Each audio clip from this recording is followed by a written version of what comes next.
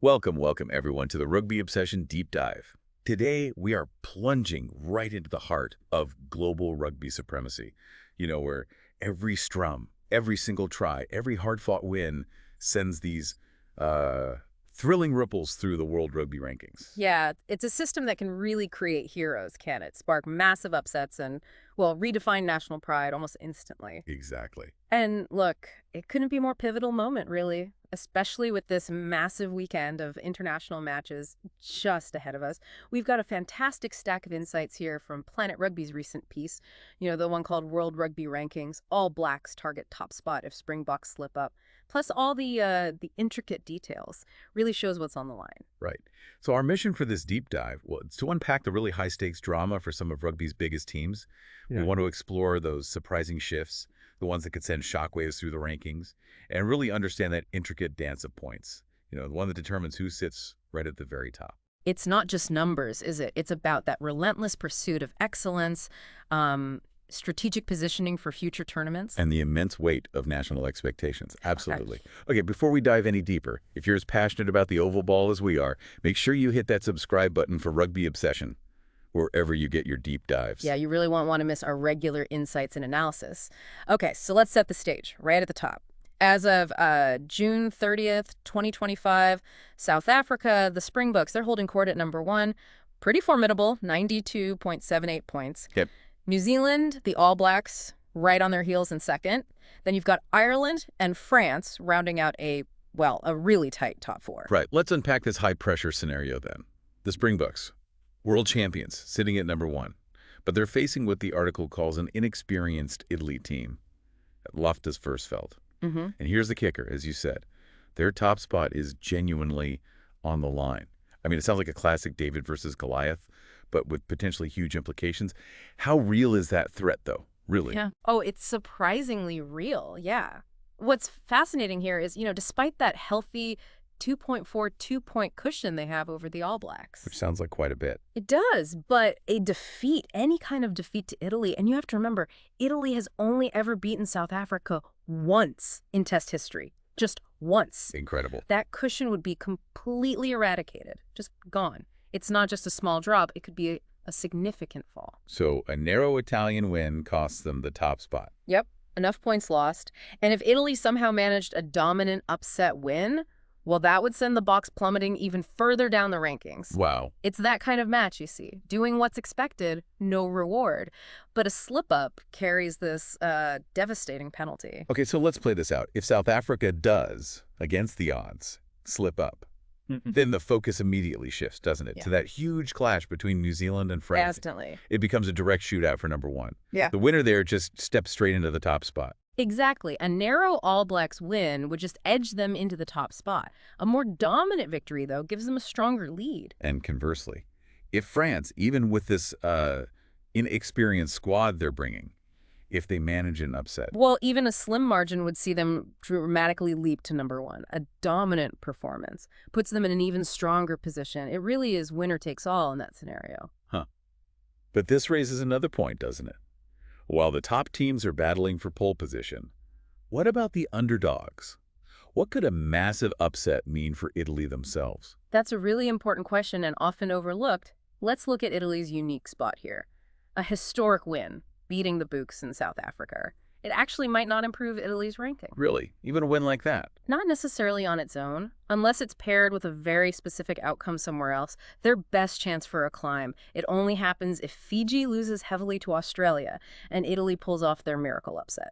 It just highlights the complex sort of interdependencies in the system, Sometimes even a historic win needs a bit of help from other results to truly change your standing. And it works the other way too, right? Like if South Africa and Ireland both win their games against, say, Italy and Georgia, who are much lower ranked, they don't actually get any points boost. Not a single point. No improvement in their rating. It really highlights how the system accounts for that strength of opposition. Yeah. You don't get rewarded for just doing what's expected against a much lower ranked side. It's almost like a top tennis pro not gaining ranking points for beating a junior player. Makes sense. Exactly.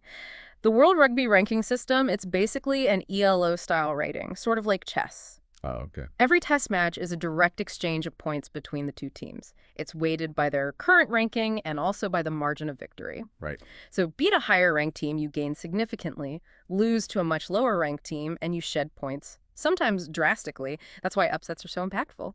And not all games count. Crucially, no. Only officially sanctioned test matches count towards these rankings. That explains why a fixture like, say, Scotland playing the Maori All Blacks' important game for development, sure, but it won't affect Scotland's actual ranking points. Got it. Okay, here's where it gets really interesting, maybe further down the table. We have this potentially historic clash brewing.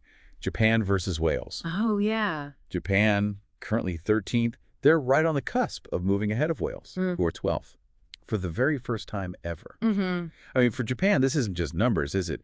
It feels like tangible proof of their rise since the 2019 World Cup. Validating investment, maybe opening doors. What a moment that would be. It's huge for Japan, truly a potential watershed moment for their global standing. A win for them, even a narrow one, say 15 points or less, sees them rise above Wales. Like Wales for Wobbles would drop below them. A dominant Japanese victory pushes them even higher, really solidifying their position as a serious challenger. And for Wales, Yeah. a loss here. Conversely for Wales, yeah, a loss would be their 18th consecutive test defeat. That's a really, really tough stretch for them. 18 in a row. Wow. Yeah. And it could potentially drop them to a new low of 14th. It just highlights the brutal reality of, well, sustained poor form in a system that punishes losses, especially to lower-ranked teams. Samoa could benefit too, potentially moving up. Okay, what about other big matchups? England, sitting at 6th. They're looking to climb into the top 5 if they avoid defeat against Argentina, who are 5th. That sounds like a really close one. It's razor thin. England are just 0.24 points behind Argentina currently. So if England win, even narrowly, They'll surpass Argentina, move into that crucial top 5 position.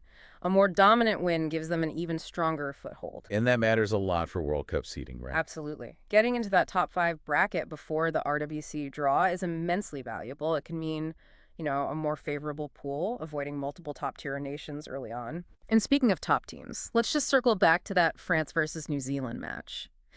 Even if France has taken this inexperienced squad, Yeah. an upset win for them would actually condemn the All Blacks to a double ranking fall, potentially down into 4th position. Double fall, wow. But what if France lose? Interestingly, a loss for France won't see them drop from 4th, mainly because Argentina, even if they beat England by a significant margin and France loses heavily, they just can't make up enough ground. Ah, okay. It sort of speaks to the buffer that those top teams have built up. And Australia at 8th versus Fiji at 9th. Yeah, even a win for Australia there won't improve their ranking, Why is that? because Scotland holds too much of a buffer in 7th place. For Australia to move up, they'd need Scotland to drop significantly, which just isn't likely this weekend. It just goes to show, doesn't it? Every single point, every team's position, it all matters in this really intricate system, like a web of results. And hey, just a reminder, folks, if you're enjoying this deep dive into the World Rugby rankings and want to stay on top of all things rugby, subscribe to Rugby Obsession now. Your support really helps us bring you more in-depth stuff like this. Absolutely. And, we also see lower-ranked teams like the USA and Chile facing Belgium and Romania. Right, those games matter too. Hugely important for the teams involved, even if they don't grab the global headlines. Significant point changes are possible there, depending on the margin of victory. It shows that even at lower tiers, these matches cause shifts, impact their path to future tournaments, qualification. It really is dynamic, isn't it? Constantly shifting with every result. It is. What stands out to you most, thinking about all these scenarios? For me, it's how every single match, big or small, just feeds into this global narrative of rugby supremacy. Yeah. The smallest shift can have a ripple effect. It's the constant drama, that potential for upsets, and the clear consequences of every performance that makes following these rankings just so compelling. And if we connect this to the bigger picture, these ranking shifts, they are so much more than just numbers on a page. They directly impact seeding for future tournaments like the Rugby World Cup. They significantly influence team morale, player confidence. And fan engagement too, surely. Oh, profoundly affects fan engagement. The drama unfolding this weekend, from the Springboks' sort of precarious hold on the top spot to those potentially historic shifts like Japan maybe overtaking Wales. Yeah. That's precisely what makes rugby so thrilling to follow. Every game has its own story, and the rankings kind of solidify that story on a global scale. It really is about national pride, isn't it? And that relentless pursuit of excellence on the world stage. So what are your predictions then for the weekend? Any big upsets you foresee or teams you think will hold their ground against the odds? Predictions are always tough, but that's the fun of it. It is. And we'd love to hear your thoughts and opinions too, everyone listening. On the World Rugby rankings, the implications of these matches. Let us know. So, thank you so much for listening to the Rugby Obsession Deep Dive. We've really enjoyed unpacking the intricacies of the World Rugby rankings for you today. We certainly have. And we look forward to you listening to our next episode.